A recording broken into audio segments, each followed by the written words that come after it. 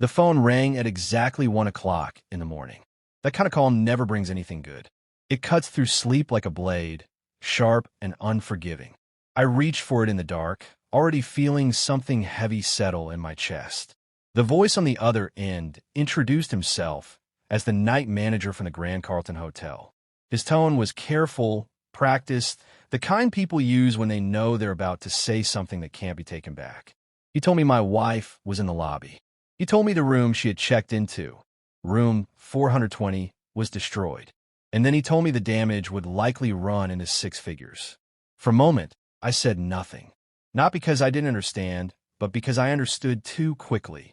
Brenda wasn't supposed to be in any hotel that night. She was supposed to be 3 states away, attending an interior design course she had been talking about for weeks. I remembered writing the check without hesitation. I remembered driving her to the airport, standing by the curb as she smiled, promised to call when she landed, and waved before disappearing into the terminal. Everything about it had seemed normal, planned, safe. But now, standing in the dark kitchen with the phone pressed to my ear, I realized something had been wrong long before this moment.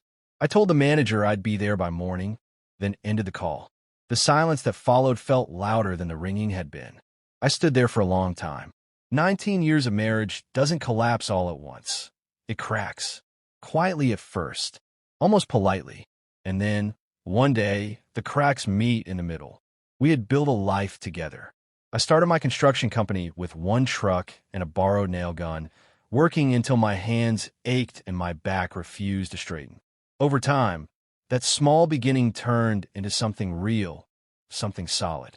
A house just outside Asheville, 2 cars and driveway, a kitchen Brenda designed herself, every tile chosen with care. She didn't work. She didn't have to. That was the life we agreed on, and I'd kept my promise. Or at least I thought I had. 3 weeks before that call, she told me about the course in Charleston. She said she needed something of her own, something that belonged to her, not to us. I didn't argue. I didn't question it. I supported her the way I always had. But standing there now, replaying everything, the memories shifted. The late-night phone calls she took in the laundry room. The way she started locking her phone. The new perfume. The way she would come home and avoid my eyes for just a second too long. I had seen all of it, and I had ignored it. Because sometimes the truth doesn't break you. It waits for you to admit it exists. I moved without thinking after that. Made coffee I didn't want. Stared out the kitchen window as the porch light flickered, like it always did when the bulb was about to burn out. Funny, the things you notice when your life is quietly falling apart. I went upstairs to my office above the garage and pulled a duffel bag from the closet. Then I walked into the bedroom, our bedroom, and opened her jewelry box. Each piece carried a memory. The diamond studs from our 10th anniversary. The bracelet from her 40th birthday. The sapphire ring her mother left her, the one I had reset just last Christmas. I placed them all carefully into the bag. Not out of anger, out of clarity. Then I called Ray. Ray Donnelly had been an insurance adjuster I'd worked with for over 15 years. He had seen every kind of damage a building could take, storms, fires, floods. If something was broken, he knew exactly how to measure it. I told him I needed him to drive with me to Charleston. I didn't explain much, just that I'd pay him well and that it couldn't wait. He said he'd be ready in 20 minutes. While I waited, I made one more call to my lawyer. I left a message asking him to freeze every joint account first thing Monday and begin preparing the paperwork. I kept it short. My voice wouldn't have held up under anything longer. When Ray arrived, he handed me a coffee and didn't ask about the bag in the back seat. We drove in silence for the first hour. The highway was nearly empty, just the occasional truck cutting through the darkness. Somewhere along the way, he finally asked what we were walking into. I told him the truth. My wife was in a place she shouldn't be, with someone she shouldn't be with, and now there was damage, real damage, that someone would try to make me responsible for. He nodded once. That was enough. By the time the sun started to rise, the sky was painted in soft shades of gray and pink. It should have been a beautiful morning. It felt like the end of something instead. We pulled into the Grand Carlton just after 7. It was the kind of place designed to impress. Marble columns, polished floors, everything immaculate and distant. I parked the truck myself. I wasn't handing my keys to anyone. Before stepping inside, I called the front desk from the parking lot. I asked whose name the room was booked under. Brenda, the manager said. Her card. Her name. No connection to me. That detail mattered more than anything else. It meant this wasn't a mistake. It was a choice. Inside the lobby, I saw them. Brenda sat on a couch near the fireplace. Her posture collapsed inward, her face streaked with tears. Across from her sat a man I had never seen before, relaxed in a way that made something tighten in my chest. And not far from them sat another woman, her expression hard, a faint cut visible on her cheek. A security guard stood between them, keeping distance where distance clearly hadn't existed before. Everything I needed to understand was right there. Brenda saw me first. She stood so quickly it startled the room. For a second, her face lit up, not with guilt, not with shame, but with relief. She thought I had come to rescue her. She said my name like it was something safe, like it still belonged to her. She stepped toward me, arms slightly open, as if expecting comfort. I walked past her, didn't stop, didn't slow down. I went straight to the front desk, set my hand on the counter, and spoke calmly. The room is in her name, I said. The card on file is hers. The responsibility is hers. The manager hesitated, glancing between us. I didn't raise my voice. I didn't need to. Are we clear? Behind me, I could feel her standing there, waiting for something, an explanation, forgiveness, anything. But some moments don't leave room for words. Some moments just leave you with the truth. And that morning, for the first time in a long time, I chose to face it. The manager glanced at Brenda, then back at me. After a brief pause, he nodded. Good, I said calmly. This is Ray Donnelly. He's a licensed adjuster. Before your team gets here and starts inflating numbers, he's going to inspect room 420 and give you an honest assessment. That's better for you and better for her. The manager didn't argue. He signaled a bellhop and handed over a key card. I turned around. Brenda was right behind me. She was crying now, real tears, or at least the kind she had always used when she needed something from me. Her hand reached for my arm, fingers trembling as they rested against my sleeve. Mark, please, she said softly. Let's just go upstairs. We can talk. I can explain everything. I swear. I didn't pull away. I simply looked down at her hand until she slowly withdrew it herself. Ray followed the bellhop upstairs, leaving me alone in the lobby. I stayed standing near the fireplace, the duffel bag resting at my feet. Brenda lingered close, unsure whether to step nearer or keep her distance. Across the room, the man sat stiffly, trying to shrink into the furniture, avoiding every eye in the room. On another couch, the other woman watched him without blinking, her silence sharper than any words. Brenda leaned in closer to me, her voice low and hurried, as if speed could somehow rewrite the truth. She said it wasn't what it looked like. She said the woman had caused a scene, that everything had gotten out of hand. She said she had arrived early for her course, that she had run into someone she used to know, and things had simply spiraled. She called it a mistake. She insisted it wasn't what I thought. I let her talk. I didn't interrupt. Not once. When her words finally ran dry, she noticed the duffel bag. I saw the exact moment her focus shifted. The tears slowed. Her posture straightened just slightly. A small, careful smile appeared, the kind she used when she believed things were about to go her way. You brought it, she said quietly, almost with relief.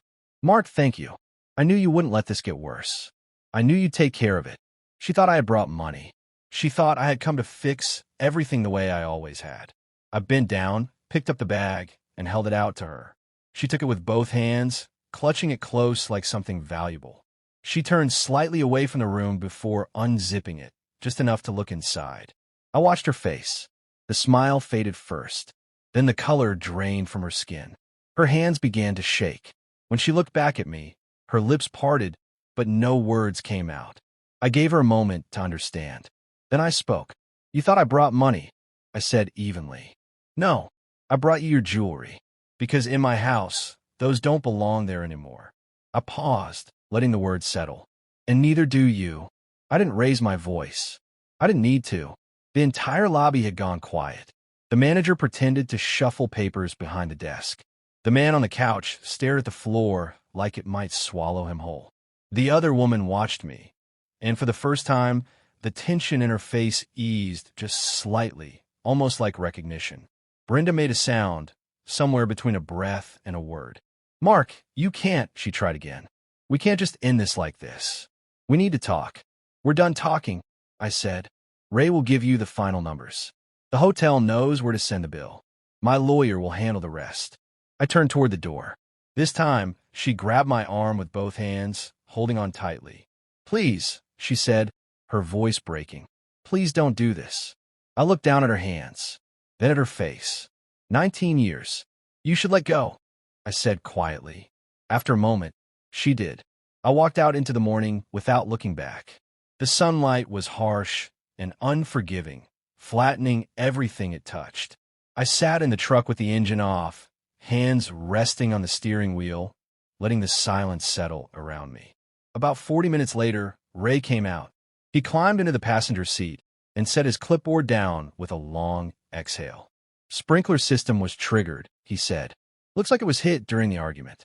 Water damage spread through the room and into the ones below. Carpets, walls, everything. I estimated it at $92,000. The hotel will probably try to push it higher, but either way." He glanced at me. "Your name's not on it." I nodded.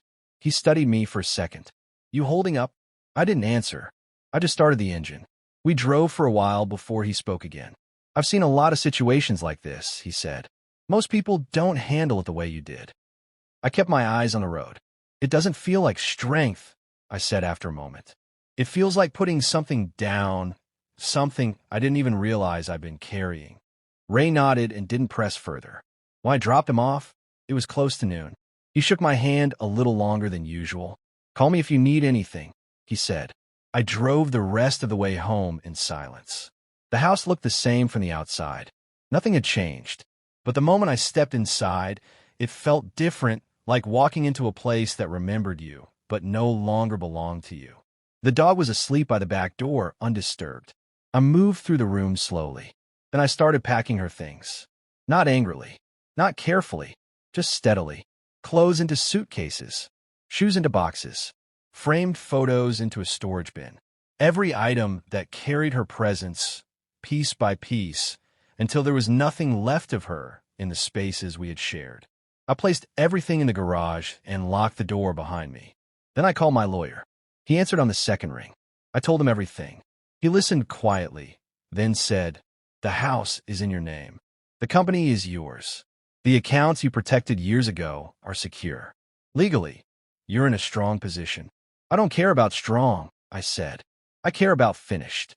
There was a pause. "Give me a week," he replied. A few days later, in the quiet of a Wednesday afternoon, the doorbell rang. I opened it to find a woman standing on the porch. The cut on her cheek was covered now, but still visible. Her expression was steady, composed in a way that suggested she had already processed everything she needed to. She introduced herself as Diane. She said she had found my address through the hotel paperwork. "I'm not here for sympathy," she said. "I just thought you should have this." She handed me a manila envelope. Inside were printed records, hotel stays, dates, charges stretching back months. Different cities, different weekends, all tied together by the same pattern. "Proof. I filed yesterday," she said. "I thought you might want to do the same," with a full picture. We stood there for a moment, two strangers connected by the same kind of truth. No handshake, no unnecessary words. She turned and walked back to her car, then drove away without looking back. I stood on the porch for a long time, the envelope in my hands, the weight of it far heavier than paper should ever be. Because sometimes the truth doesn't just end things. Sometimes it shows you how long they've already been over. Brenda's sister showed up on Thursday. She had driven all the way from Atlanta. When I opened the door, she was standing there in the cold, arms wrapped tightly around herself like she was trying to hold something together that had already fallen apart. She asked if she could come in. I stepped aside and let her into the kitchen, but no further. That felt important. I poured her a cup of coffee and set it on the table. She wrapped her hands around it, though I don't think she was there to drink it. "She's in my place," she said quietly. Brenda, she's not okay. She wants to come home. She wants to fix this. I leaned against the counter and looked at her for a long moment. Then I asked the only question that mattered. Did she tell you the truth about Charleston? I said, or the version that makes her look better? Her eyes dropped to the coffee. She didn't answer. She didn't have to. That silence said everything. I nodded slowly and gestured toward the counter, where the envelope still sat. 8 months, I said. 3 different cities. She looked up at me then, confusion giving way to something heavier as the meaning settled in. Whatever Brenda had told her, it hadn't included that. I let the weight of it sit between us. Then I spoke again, calm and steady. Her things are in the garage. You can take them with you. She opened her mouth, like she might argue, or plead, or try to bridge a gap that couldn't be crossed anymore. But nothing came out. My lawyer will be in touch about everything else, I added. I picked up my coffee, took a slow sip, and met her eyes one last time. I hope you have a safe drive back. She stood there for another second, then nodded faintly. She didn't touch the coffee again. A moment later, she was gone. The papers were served the following Monday. Brenda signed them within 10 days. No arguments. No negotiations. Not even a delay. My lawyer told me later that evidence has a way of quieting people. When everything is laid out clearly, there's nothing left to defend. The hotel bill came through not long after. Just over $100,000, split between her and the man she had chosen to be there with. It never touched me. It never touched my company. That chapter, at least, stayed exactly where it belonged. I heard bits and pieces of what followed. Not from her, but from the kind of quiet network that forms when stories like this start to move. The man lost more than he expected. The other woman, Diane, made sure of that. Consequences have a way of finding people, even when they think they've planned everything carefully. It's been about 8 months now. The house feels different. Bigger, in a way that took time to get used to. At first, the silence felt heavy, like something pressing down on every room. But over time, it changed. It became something quieter, something clearer. I make coffee for one now. I sit at the kitchen table and read the paper, the same way we used to, except now there's no second chair pulled out, no second cup cooling beside mine. Most mornings, I don't think about her at all. And on the mornings I do, it doesn't stay with me as long as it used to. Those moments are fading, slowly but surely, like a storm moving further out to sea. I heard she's living in a small apartment in Atlanta, working a retail job. I didn't hear it from her. I heard it from a Christmas card her sister sent, one I didn't open until February. Life has a way of continuing, whether you're ready for it or not. As for me, the company's doing well. We picked up 2 major projects this spring, a school addition and a medical building over in Hendersonville. I've been on site every day, hands back in the work that built everything I have. My foreman told me the other day that I look 10 years younger. I told him it's because I sleep through the night now. He laughed. He didn't realize I meant it. Ray and I had dinner last week. He asked if I was seeing anyone. I told him no. And more importantly, I told him I wasn't in a hurry. He nodded, understanding more than he said. I drove past the Grand Carlton once last month on my way to a job nearby. I almost didn't recognize it. From the road, it looked like any other building, tall, polished, forgettable. I didn't slow down, but for a moment, I thought about that morning. The lobby, the silence, the duffel bag in my hands, and the look on her face when she opened it. People sometimes ask me if I regret how I handled everything. The truth is simple. I don't.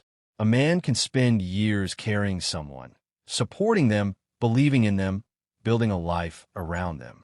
But when the time comes to finally set that weight down, he gets to choose where it happens. I chose that lobby, and I walked away. Some endings don't come with shouting, chaos, or dramatic goodbyes. Sometimes they arrive quietly with clarity. That morning in the hotel lobby didn't just end a marriage. It ended years of doubt, silence, and things I chose not to see. And walking away wasn't about revenge. It was about finally choosing peace over pretending. If there's anything this story leaves behind, it's this. You can give someone years of your life, your effort, your loyalty, but the moment they stop valuing it, you don't have to stay and prove your worth. Sometimes the strongest thing you can do is let go, walk away, and never look back. Because in the end, losing the wrong person isn't a loss at all. It's the beginning of getting your life back.